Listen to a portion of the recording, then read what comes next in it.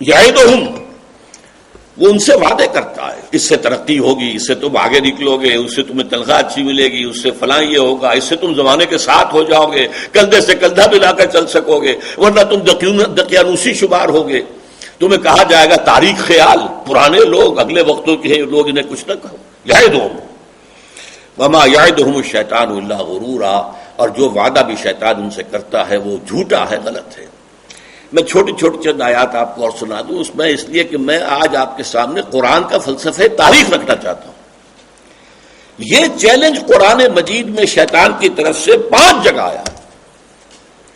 یہ اعراف میں فرمایا گیا قال فبما اغویتنی لاقعدن لهم صراطک المستقیم، اے اللہ تو نے جو مجھے گمراہ کیا ہے، وہ جو ہے دے رہا ہے اپنی آزادی کو مجبوری کا نام۔ علامہ اقبال نے کہا، ابلیس نے کہا اللہ تو نہیں چاہتا تھا کہ میں سجدہ کروں، تو نے مجھے گمراہ کیا، تو میں اب اس ابن آدم جو ہے اس کی جو ان کی بنی آدم ہے، میں ان کی گھات میں تیرے صراط مستقیم پر مورچہ لگا کر بیٹھوں گا، اور پھر ثم لآتینہم من بین ایدیہم، میں ان پر حملہ کروں گا سامنے سے بھی، ومن خلفہم، ان کے پیچھے سے بھی، وعن ایمانہم، اور ان کے داہنی جانب سے بھی، وعن شمائلہم، اور ان کی بائیں جانب سے، ولا تجد اکثرہم شاکرین، اور اے اللہ تو نہیں پائے گا ان میں سے اکثر کو اپنا شکر گزار۔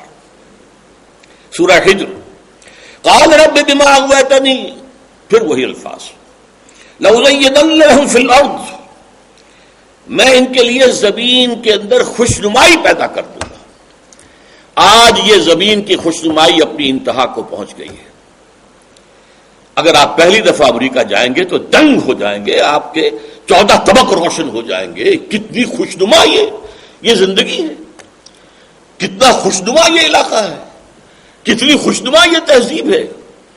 آج دبئی چلے جائیے، شاید اگر وہاں جانا جو ہے وہ زیادہ خرچہ ہو اور آج ویزا بھی نہیں ملے گا امریکہ کا آسانی سے، دبئی چلے جائیے، وہ دیکھ لیجیے، یہ زینت ہے۔ انا جعلنا ما علی الارض زینۃ لها لنبلوہم ایہم احسن عملا، ہم نے تو اس زمین پر جو کچھ ہے اسے اس کی زینت بنا دیا، بناؤ سنگھار، تاکہ ہم آزمائیں۔ یہ اسی کے عشق کے اندر مبتلا ہو کر رہ جاتے ہیں، یہ ہم سے محبت کرتے ہیں، یہ ابتلا ہے، یہ آزمائش ہے۔ رخ روشن کے آگے شمع رکھ کر وہ یہ کہتے ہیں، ادھر جاتا ہے دیکھیں یا ادھر پروانہ آتا ہے، یہ دنیا مزین کر دی گئی ہے۔ وَإِنَّا لَجَاعِلُونَ، اس سب کو ہم سعیداً جرزا، اس سب کو پھر وقت آئے گا قیامت کا، یہ سب کے سب چورا چورا ہو کر رہ جائے گا۔ یہ تو امتحان کے لیے ہے۔ وَلَأُغْوِيَنَّهُمْ أَجْمَعِينَ، میں سب کو، ان میں سب کو گمراہ کر کے رہوں گا، إِلَّا عِبَادَكَ مِنْهُمُ الْمُخْلَصِينَ، سوائے جن لوگوں کو، اپنے بندوں کو تو خالص کر دے گا اپنے لیے۔ مخلص نہیں، یہ مفعول ہے، جنہیں اللہ خالص کر لے گا۔ اللہم ربنا اجعلنا منہم، اللہ ہمیں بھی ان میں شامل کر دے، بس وہ بچیں گے میرے حملے سے۔ اس کے بعد آگے چلیے، سورہ بنی اسرائیل، قال ارأیتک ھذا الذی کرمت علی لئن اخرتنی الی یوم القیامۃ لاحترقن ذریتہ الا قلیلا۔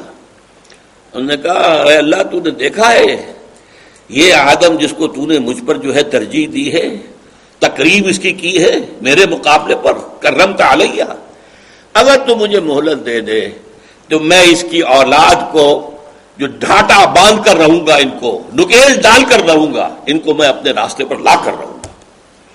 اللہ ذریتہ الا قلیلا، سوائے اس کے کہ بہت کم، بہت چند۔ اسی طریقے سے سورہ صاد میں فرمایا قال فبعزتک لأغوینہم اجمعین، پھر ابلیس نے کہا تیری عزت کی قسم میں ان سب کو گمراہ کر کے رہوں گا، الا عبادک منہم المخلصین، سوائے تیرے بندے جنہیں تو اپنے لیے خالص کر لے۔ اللہم ربنا اجعلنا منہم۔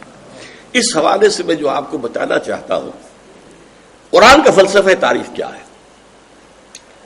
آدم کی تخلیق، اسے خلافت کا منصب دیا جانا، اس کا سمبل، اس کی علامت، تمام فرشتوں کو سجدہ کرا دینا۔ البتہ ایک جو اگرچہ فرشتوں میں سے نہیں تھا، جن تھا، لیکن اپنے علم اور اپنی عبادت اور زہد اس کی بنا پر فرشتوں میں شامل ہو گیا تھا۔ ویسے بھی فرشتوں میں اور جنات میں بہت کم فرق ہے۔ فرشتہ نور سے پیدا کیا گیا، جنات نار سے پیدا کیے گئے. مادہ ان دونوں کا ایک ہی ہے، نور اور نار، مادہ تو ایک ہی ہے. بہرحال وہ بھی غیر مرئی ہے، یہ بھی ہمارے لیے غیر مرئی ہے، لیکن وہ نور ہے، یہ نار ہے.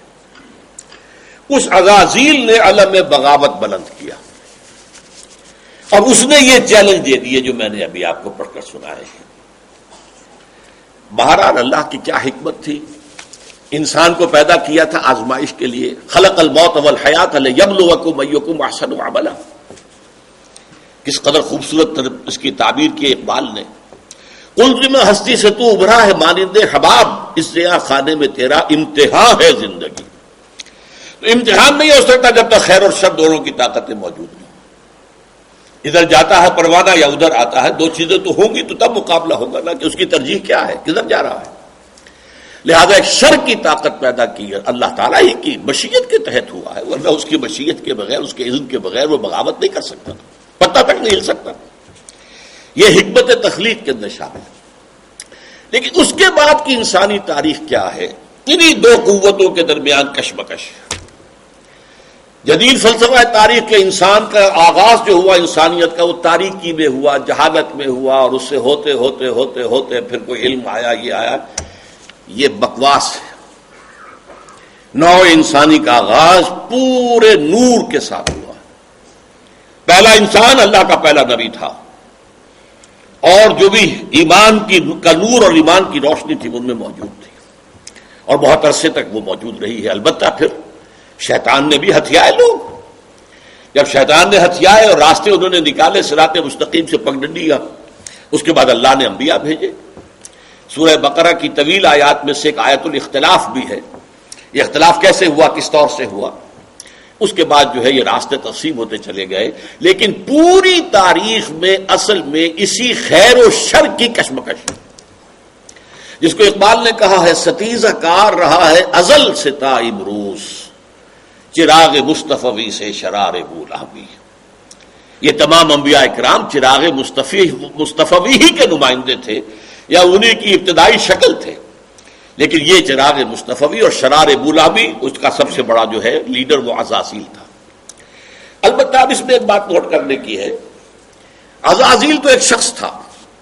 موجودہ روشن خیال لوگ جو ہے وہ تو ماننے کو تیار ہی نہیں کہ جن بھی کوئی مخلوق ہے، اور عزازیل نام کا بھی کوئی اس کے اندر کوئی شخصیت تھی. وہ روشن خیالی جدید جو ہے. اس حوالے سے فرشتے کون ہیں، یہ بھی ہمارے ہاں روشن خیالی کا آغاز کرنے والے سر سید احمد خان مرحوم تھے، اور انہوں نے کہہ دیا تھا فرشتے کوئی پرسونیفائڈ ایگزسٹنس نہیں رکھتے، یہ تو فورسز آف دی نیچر کو فرشتے کہہ دیا گیا. جنات کا کوئی وجود نہیں ہے، یہ تو مشتعل مزاج اکھڑ لوگوں کو جنات کہہ دیا گیا. جیسے ہم کہہ دیتے ہیں وہ غصے میں آگ بگولا ہو گیا، تو آگ تو نہیں ہو جاتا وہ، اسی طرح کہہ دیا گیا وہ آگ سے پیدا کیے گئے. لیکن یہ کہ وہ کوئی آگ سے پیدا کی مخلوق نہیں. لیکن ہمارا ایمان ہے جنات اپنی جگہ ایک مخلوق ہے، ملائکہ اپنی جگہ ایک مخلوق ہے، انسان اور یہ جو زمین پر جتنے حیوانات ہیں یہ اپنی جگہ مخلوق ہیں، جن میں چوٹی پر ایوولوشن ٹری کے ٹاپ پر کھڑا ہوا ہومو سیپینس انسان. اب اس میں نوٹ کیجئے کہ خیر و شر کی یہ کشاکش انسان کے اندر بھی ہے. نفس امارہ جسے فرائڈ کہتا ہے اڈ یا لبیڈو، یہ آپ کو نیچے کی طرف کھینچتا ہے، بدی کی طرف کھینچتا ہے. یہ ہیومن اینیمل انسٹنکٹس جو ہیں یہ اندھے بہرے ہیں. انہیں تو اپنی گریٹیفیکیشن چاہیے، اپنی تسکین چاہیے. اس سے نہیں پتا کہ یہ صحیح راستہ ہے یا غلط راستہ ہے. گریٹیفیکیشن آف سینسول گریٹیفیکیشن، یہ اس کا مقصود ہے.